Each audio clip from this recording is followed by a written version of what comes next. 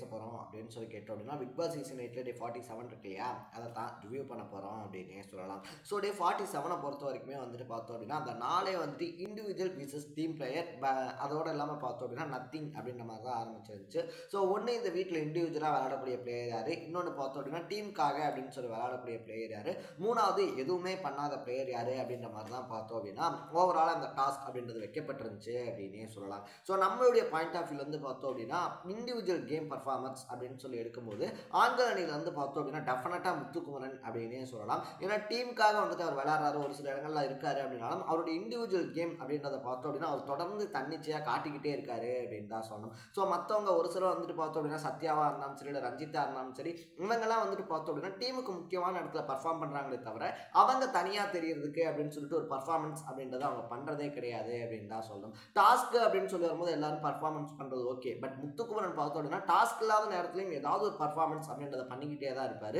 So அந்த individual அப்படின்ற லைனில் பார்த்தோம் அப்படின்னா முத்துக்குமரன் வந்துடுவாங்க. ஆஸ் யூஷுவலாக அந்த சைடு வந்து நம்ம ஜாக்லினை தான் பிக் பண்ணணும் அப்படின்னே சொல்லலாம். முன்னாடி பார்த்தோம் அப்படின்னா ஒரு 2 வாரத்துக்கு முன்னாடி வந்துட்டு இதை கேட்டிருந்தாங்க அப்படின்னா நம்ம தர்ஷிகா அப்படின்னு சொல்லியிருக்கலாம். பட் இந்த 2 வாரமாக பார்த்தோம் அப்படின்னா தர்ஷிகா ஒரு மாதிரி லவ் மோடுக்கு மாதிரி லவ் ட்ராக் அப்படின்றத ஃபாலோ பண்ணிட்டு இருக்கிறதுனால தர்ஷிகாவினுடைய அந்த வேகம் இருக்கு இல்லையா, அது குறைஞ்சிருக்கு அப்படின்னு தான் சொல்லணும். அதனால பார்த்தோம் அப்படின்னா அந்த வீட்டில் இருக்கக்கூடிய ஒரே இண்டிவிஜுவல் பிளேயராக வந்துட்டு ஜாக்லின் தான் நம்ம கண்ணுக்கு தெரியுறாங்க. ரெண்டாவது வந்துட்டு டீம் பிளேயர் அப்படின்னு சொல்லி பார்க்கும்போது பார்த்தோம் அப்படின்னா ஆஸ் யூஷுவலாக நம்ம சத்யா இல்லைனா விஜய் விஷால் அப்படின்னு சொல்லி போயிடலாம். 2 பேருமே பார்த்தோம் அப்படின்னா டீமுக்கு அப்படின்னு சொல்லி வரும்போது நிறைய சாக்ரிஃபைஸ் பண்ணுறதா இருந்தாலும் சரி, இல்லை டீமுக்காக நிறைய விளையாடுறதா இருந்தாலும் சரி, பாய்ஸ் டீமில் இவங்க 2 பேர் தான் வந்துட்டு டீம் பர்ஃபார்மன்ஸ் அப்படின்ற லிஸ்ட்டில் வருவாங்க. கேர்ள்ஸ் டீமை பொறுத்த வரைக்குமே பார்த்தோம் அப்படின்னா ஆர்ஜே ஆனந்தி இருக்காங்க இல்லையா, ஆர்ஜே ஆனந்தி அண்ட் தர்ஷிகா அப்படின்னே சொல்லலாம். ஏன்னா அவங்க 2 பேர்த்த பொறுத்த வரைக்குமே பார்த்தோம் அப்படின்னா டீமுக்காக நிறைய யோசிக்கிறது, டீமுக்காக பர்ஃபார்மன்ஸ் பண்ணுறது அப்படின்ற மாதிரி எக்கச்சக்கமான வேலைகள் அப்படின்றத உமன்ஸ் டீம்ல வந்து பார்த்தோம்னா அந்த ரெண்டு பேர் தான் டீமை லீட் பண்ற மாதிரியே இருக்கும். எந்த முக்கியமான முடிவுகளாக இருந்தாலும் கடைசி டிசிஷன் இருக்கு இல்லையா, இவங்களது என்னவா இருக்கோ அதுதான் மோஸ்ட்லி வந்துட்டு டிசிஷனாக வைப்பாங்க. அதனால இந்த 2 பேர் தான் வந்துட்டு பார்த்தோம் அப்படின்னா இந்த டிசிஷன்ஸ் மேக்கர்ஸாக இருக்காங்க அப்படின்னு சொல்லலாம். எதுவுமே செய்யாமல் இந்த வீட்டில் இருக்கக்கூடியதே அப்படின்னு சொல்லி பார்த்தோம் அப்படின்னா நம்ம முன்னாடியே சொன்ன மாதிரி ராணுவ கூட வந்துட்டு ஒரு அளவுக்கு ஓப்பன் அப் அப்படின்றது ஆயிட்டாரு. ரயான் இருக்கார் இல்லையா, அவரும் வந்துட்டு இந்த ராஜாங்கம் டாஸ்க் அப்படின்றத ஓப்பன் அப் ஆயிட்டாரு. ஸோ ஓவராலாக பாய்ஸ் டீமை பார்த்தோம் அப்படின்னா கொஞ்சம் அங்கே எங்கேயாவது தெரியுறாங்க. கேர்ள்ஸ் டீமை பொறுத்த வரைக்கும் இந்த ஒட்டுமொத்த வீட்லையுமே பார்த்தோம் அப்படின்னா இன்னும் இந்த கேம் இருக்கு இல்லையா, கேம் புரியாத ஒரு பர்ஃபார்மராக விளையாடிக்கிட்டு இருக்கக்கூடியது அப்படின்னா அது கண்டிப்பாக வர்ஷினி தான் அப்படின்னே சொல்லலாம். அவங்க டீம்லேயும் செட் ஆகி விளையாட மாட்டுறாங்க, தனியாக விளையாடுறதுக்கும் ஒரு ஐடியா அப்படின்றது அவங்களுக்கு கிடைக்க மாட்டேங்குது. ஸோ நம்ம பார்வையில் இன்னும் கேமே ஸ்டார்ட் பண்ணாமல் கேமே புரியாமல் இருக்கக்கூடிய ஒரு பர்சன் அப்படின்னா அது கண்டிப்பாக நம்ம வர்ஷினி தான் அப்படின்னே வந்துட்டு சொல்லிடலாம். ஸோ இதுக்கப்புறமா தான் பார்த்தோம் அப்படின்னா இந்த பெஸ்ட் விசஸ் ஒஸ்ட் அப்படின்னு வந்துட்டு தேர்ந்தெடுக்கப்பட்டிருந்துச்சு. பெஸ்ட்டில் பார்த்தோம் அப்படின்னா தீபக் அண்ட் பவித்ரா ஜனன் இருக்காங்க இல்லையா, அவங்க தேர்ந்தெடுக்கப்பட்டிருந்தாங்க. ஒஸ்ட்டில் பார்த்தோம் அப்படின்னா சவுண்ட் அண்ட் சிவா தேர்ந்தெடுக்கப்பட்டிருந்தாங்க அப்படின்னே சொல்லலாம். ஸோ ரோஸ்ட் பண்ணுங்க அப்படின்னு சொன்ன பாவத்துக்கு பார்த்தோம் அப்படின்னா சவுண்டு மேலே இருக்கக்கூடிய கடுப்பு இருக்கு இல்லையா, அதை ஒட்டுமொத்தமாக பார்த்தோம் அப்படின்னா எல்லாரும் வச்சு செஞ்சுருக்காங்க அப்படின்னு தான் சொல்லணும். அவங்கள மாதிரி மிமிக்ரி பண்ணதாக இருந்தாலும் சரி, அவங்க பண்ணக்கூடிய ரியாக்ஷன்ஸ் இருக்கு இல்லையா அதை குறை சொன்னதாக இருந்தாலும் சரி, ஓவராலாக பார்த்தோம் அப்படின்னா சவுண்டு மேலே இருக்கக்கூடிய எல்லா நெகட்டிவ்ஸையும் எல்லா பிளேயர்ஸும் டைரக்ட் டு ஃபேஸ் அடிச்சிருக்காங்க அப்படின்னு தான் சொல்லணும். ஸோ இதுக்கு வந்துட்டு பார்த்தோம் அப்படின்னா பழி வாங்குறேன் அப்படின்ற மாதிரி சவுண்டு பண்ண விஷயங்கள் இருக்கு இல்லையா, ஸோ சேர் போட்டு உட்காந்துட்டு சாட்சனா சொன்னாங்கன்றதுனால சேர்லலாம் உட்காந்துட்டு பார்த்தோம் அப்படின்னா பாய்ஸ் டீம் மொத்தத்தையுமே ரோஸ்ட் பண்ணுறேன் அப்படின்ற மாதிரி ஒரு விஷயம் அப்படின்றது பண்ணியிருந்தாங்க.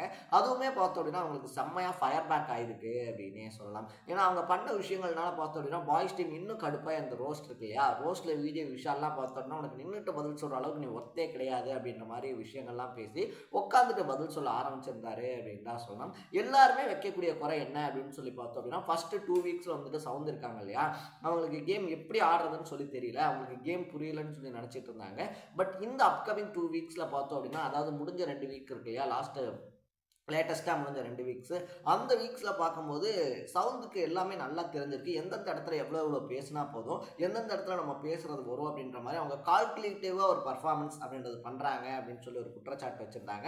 அதுக்கேற்ற மாதிரி தான் பார்த்தோம் அப்படின்னா சௌந்தர்யா இருக்காங்க இல்லையா, அவங்களும் நிறைய இடங்களில் அந்த பர்ஃபார்மன்ஸ் அப்படின்றதையும் பண்ணிட்டு இருக்காங்க அப்படின்னே சொல்லலாம். ஸோ இதனால் ஓவராலாக பார்த்தோம் அப்படின்னா எனக்கு சவுண்ட் அண்ட் சிவா இருக்காங்க இல்லையா, அவங்கள ஒட்டுமொத்த வீடுமே போட்டு அடித்து தாக்கியிருக்காங்க அப்படின்னு தான் சொல்லணும். சிவாவை பொறுத்த வரைக்குமே பார்த்தோம் அப்படின்னா தர்ஷிகா சொன்ன மோசமான விமர்சனம் இதெல்லாம் தாண்டி ஒரு வழியாக நேற்று தீபக் கிட்ட போய் ஓப்பன் அப் ஆயிருக்காரு அப்படின்னே சொல்லலாம். ஸோ தர்ஷிகா பேசும்போது முன்னாடியே சொல்லிட்டாங்க, நான் அப்படி சொன்னேன் அப்படின்னு நாளாச்சும் பார்த்தோம் அப்படின்னா சிவா இருக்கார் இல்லையா, அவர் கொஞ்சம் ஓப்பன் அப் ஆவாரோ அப்படின்ற மாதிரி தான் நான் சொன்னேன், வேற ஒன்றும் கிடையாது அப்படின்ற மாதிரி நேற்றே டேரெக்டாக பேசியிருந்தாங்க. ஸோ அட்லீஸ்ட் அட் த லாஸ்ட்லையாவது பார்த்தோம் அப்படின்னா சிவா இருக்கார் இல்லையா, அவருடைய ஓப்பன் அப் அப்படின்றது தீபக் கிட்ட நடந்திருக்கு.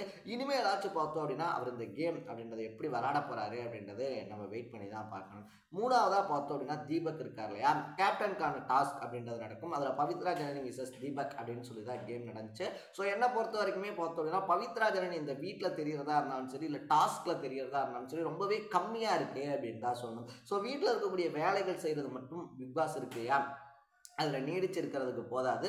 ஸோ அவங்க வந்துட்டு பார்த்தோம் அப்படின்னா எந்த டாஸ்காக இருந்தாலுமே அதில் போகிறாங்க, பட் அதை ஜெயிக்கிறாங்களா அப்படின்னு சொல்லி கேட்டோம்னா அதில் தோத்துட்டு தான் வராங்க.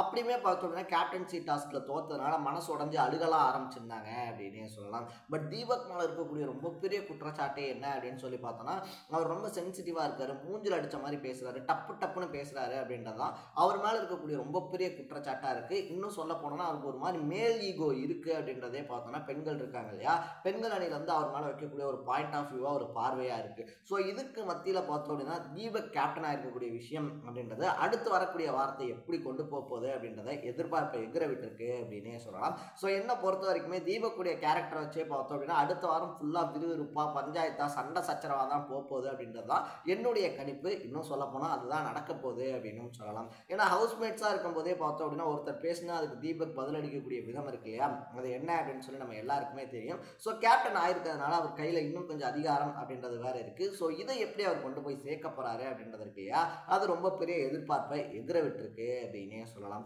ஃபைனலாக பார்த்தோம் அப்படின்னா சவுண்ட் இருக்காங்க இல்லையா, சவுண்ட் ஒரு மாதிரி உடஞ்சுதான் அழுதுட்டு இருந்தாங்க அப்படின்னே சொல்லலாம். ஏன்னா அப்படி இருந்துச்சு அந்த ரோஸ்ட் செஷன் அப்படின்றது. பட் சௌந்தர்யா பண்ணக்கூடிய விஷயங்கள் உள்ளே இருக்கக்கூடியவங்களை எந்த அளவுக்கு வந்து எப்படி சொல்கிறது பாதிச்சிருக்கு அப்படின்றது இருக்கு இல்லையா, அவங்களுடைய கேம் அப்படின்றது பார்த்தோம் அப்படின்னா அவங்க விளையாடிட்டு மற்றவங்களை விளையாட விடாமல் அந்த ரியாக்ஷன் மூலிமா தடுக்கிறதா இருந்தாலும் சரி, இல்லை கவுண்டர் தரேன்னு சொல்லி கடுப்பேற்றுறதா இருந்தாலும் சரி, அதுக்கான ஒரு எதிர்வினையாக தான் ஹவுஸ்மேட்ஸ் அதை பண்ணியிருக்காங்க அப்படின்னு நம்ம எடுத்துக்கலாம். இது எல்லாத்தையுமே தாண்டி பார்த்தோம் அப்படின்னா ஜாக் இருக்காங்க இல்லையா, ஜாக்லினை பொறுத்த வரைக்குமே பார்த்தோம்னா அவங்க ஒரு புரியாத புதிராக இருக்காங்க, புரியாத ஒரு கேரக்டராக இருக்காங்க அப்படின்னு தான் சொல்லணும். ஏதாவது ஒரு விஷயம் அப்படின்னா விஜய் விஷால் ஜாக் விஜய் விஷாலையும் மாற்றி குத்திடுவாங்க. அது தொடர்ந்து நடந்துகிட்டே தான் இருக்குது. நாமினேஷன் வந்து ஒஸ்ட் பர்ஃபார்மர்லேருந்து ஏதாவது ஒரு விஷயத்தில் பார்த்தோம் அப்படின்னா லைட்டாக மட்டம் தட்டுற மாதிரி ஒரு டாஸ்க் வந்துச்சுன்னா ரெண்டு பேரும் மாற்றி சட்டுன்னு அடிச்சுக்குவாங்க. ஸோ விஜய் விஷால் வந்துட்டு ஜாக் வந்துட்டு விஜய் விஷால் அப்படின்றது ஒரு பனிப்போராகவே இந்த வீட்டுக்குள்ளே போய்கிட்டு இருக்கு. பெருசாக இன்னும் அது வெடிக்கலை அப்படின்னே சொல்லலாம். பட் நேற்று வந்துட்டு பார்த்தோம் அப்படின்னா அப்போ தான் சாச்சனாட்ட உட்காந்து கிளாஸ்லாம் எடுத்துகிட்டு இருக்காங்க. நம்மள்கிட்ட வந்துட்டு ஒரு விஷயம் பிடிக்கல அப்படின்னா நம்ம டைரெக்டாக சொல்லணும், பட்டுன்னு வந்துட்டு பேசிடணும். இங்கே வந்துட்டு நிறைய பேர் பார்த்தோம் அப்படின்னா அந்த விஷயங்கள் இருக்கு இல்லையா, அந்த விஷயத்தை வந்துட்டு பண்ணுறதே கிடையாது. பட்டுன்னு யாருமே வந்துட்டு பேசுறது கிடையாது.